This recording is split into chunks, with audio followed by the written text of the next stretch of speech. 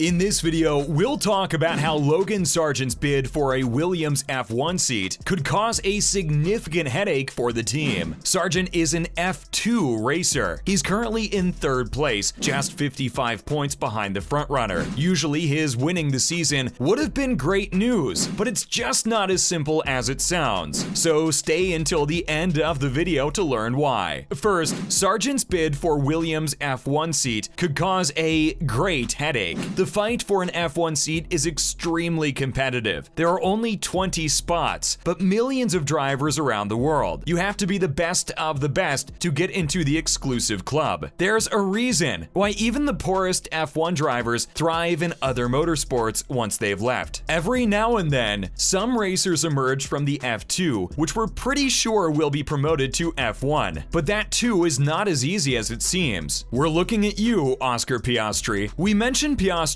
because after Vettel's retirement, he's most likely to get an F1 seat. Many thought he'd be racing for Alpine, but he has clarified that he won't be. That's a whole other controversial saga on its own, and we'll get to it at the end of the video. There are a whole bunch of people next in line right after the Australian though. One of them is Logan Sargeant. As we mentioned earlier, Sargeant is currently third in F2. The problem here is if he ends up winning the World Championship, he won't be able to race for F2 again. That's because as a winner, you can't enter the tournament. So that creates a problem for Williams. As a member of the Williams Driver Academy, they'll need to figure out his future. F1 seems full, especially once Piastri joins the team, which, by the way, might be McLaren, but we'll get to that at the end of the video as well. So it seems no new drivers will be needed. What will the young American racer do? Maybe the team will fire Latifi for him, or they'll just let him sit idle? Whatever the case is, Williams boss Jost Capito believes his bid could cause a great headache. So why exactly will this cause a headache for Williams? Alright folks, we'll give y'all some context. Here's what people were expecting would happen. Formula One pundits and fans initially thought that Williams would take Oscar Piastri on a loan next season, replacing Nicholas Latifi. However, Sargeant came out of nowhere and started doing super well. He won the F2 feature races in Britain and Austria. He also finished second in Baku. This brought him much closer to winning the championship. There's still a long way to go, no doubt about that, but at least it's possible now. The American lost some momentum in France despite earning his second pole of the season. Nonetheless, he's doing pretty well. The problem is, should he win the season, he won't be able to continue in the same category for the 2023 season. That's when Williams will need to find a role for him. They're going to let their dream of having Piastri go if they want him to race for their F1 team. In either scenario, things aren't looking up for their current driver, Nicholas Latifi. When Jost Capito was asked about the youngster's future prospects, he replied, "It would be a great headache, wouldn't it? I've had worse ones." Of course, we are impressed. You know, it's his first season in F2. How he got the pole was really impressive. He will be in an F1 car in the future. I'm absolutely convinced. He further stressed that it's too early to be making plans for him right now, since we're not even sure he's going to be winning the tournament. As of right now, he needs super license points, and to do that, he needs to finish in the top 5. No doubt it's looking good right now, but y'all know how motorsport works. Things could go the other way pretty quickly. The Williams boss also states that it's quite tricky making plans for F2 drivers, especially at this stage in the season. The team has already deployed its rookie FP1 slots this year, with Nick de Vries driving in Spain. Sargeant, too, has already earned a slot, according to Capito. But again, we repeat this for the third time in this video. It's not as easy as it seems, because Capito has been eyeing Piastri. He also indicated that Williams should be willing to take other teams' drivers on loan. So here's the recap, folks. Piastri wants McLaren. Alpine and Williams want Piastri. Logan Sargeant wants Williams. And no one wants GOAT Latifi. We guess there's no win-win solution. Or is there? But how can we turn this mess into a win-win? When Capito made these comments, a very important development hadn't taken place. A few days later, we found out that Oscar Piastri does not want to race for Alpine. As we promised earlier, we'll get to it. But for now, all you need to know is that Piastri won't be racing for the French team. So an empty seat on the team still remains. Piastri doesn't want to race for Williams either. He just wants McLaren, according to current speculations. So here's what we propose. drivers. As much as it pains us to say this, McLaren should let Daniel Ricciardo go. Instead, they should give that seat to Piastri. Lando Norris and the young Australian could make a dream pair that could catapult the British team right into the top 4. Now, Alpine needs a driver. They go for Ricciardo. Ricciardo might not be the best choice, but he's a darn good driver. All set? Okay, Williams still needs to make a choice. If Sargeant wins the F2 season, they could replace him with Nicholas Latifi. The 21-year-old would be a much better racer. If he doesn't win the season, they could keep racing with Latifi, while Sargeant works on improving himself and getting ready for an F1 seat. See? Quite simple. With that out of the way, let's talk about some other news coming out of the world of F1. Because so much crazy happened in so little time, we just have to have a conversation about it with our beloved viewers and subscribers. Now, let's get to the whole Oscar Alpine saga. The reason why many folks thought Piastri would be going to Alpine is that a seat in the team just opened up. Considering that the 21-year-old is their current junior driver, it made complete sense that he'll be joining them. And while everyone waited to see what happens, Alpine made an announcement on their official Twitter page, stating that he, in fact, will be driving for them in 2023. Everyone on the platform went ecstatic. We've never seen F1 Twitter this active before, but then after a couple of hours had gone by, folks started wondering why the driver himself hadn't made an announcement. Some speculated that since it was midnight in Australia where he lives, Piastri will make an announcement after waking up. And guys, he made an announcement alright. He announced that he will not be driving for Alpine in 2023, even though Alpine said he would. His tweet stated that the team put on a press release without his agreement, and that he hasn't even signed the dotted line. It ended with the sentence, "I will not be driving for Alpine next year." Yikes! You know how we just said F1 Twitter was ecstatic? Well, this made them go completely nuts. His statement has 50,000 quote retweets, and people have been sharing all sorts of memes. Everyone from every camp came together to find out what the heck has been going on. Someone even made the joke that Fernando Alonso is somewhere on the coast of France, sipping red wine and laughing at the mess his departure from the team has created. But no, really, how could they put out a press release without him having the slightest idea? Looks like their partnership has come to an end. As we mentioned earlier, it seems like he might be headed to McLaren. In case he doesn't, has he just dug himself a huge hole? We can't say for sure, but stay tuned to find out. Okay, so Vettel is retiring. As we mentioned in the video, Sebastian Vettel is retiring. In fact, everything we talked about in this video was mostly triggered by that. He's only 35 years old, so he could have raced a couple more seasons easily. That got people wondering, how much is he worth exactly? Is he rich enough to retire at such an early age? They also wondered how long his funds would last him. If you're worried about the guy, don't be. We just learned that he's worth about 140 million US dollars. Even if he doesn't invest it anywhere, it's still enough money to last him a couple of lifetimes. Lastly, is Max Verstappen just too good? We think so. Red Bull's driver Verstappen just pulled off something amazing. It was honestly a pleasure watching him race last Sunday. The Dutchman started off 10th in the race. He even spun once. Despite all of that, he crawled his way up one by one to win the Hungarian Grand Prix. We get that Ferrari's blunders had a lot to do with that, but we gotta give him credit where it's due. Max is just too good. Well, that's all we have for you guys today. So we laid out the solution to the Sargeant problem for you guys. Do y'all think it can actually work? Let us know all your thoughts in the comments section below. Don't forget to like and subscribe if you enjoyed this video. See you guys next time. Bye.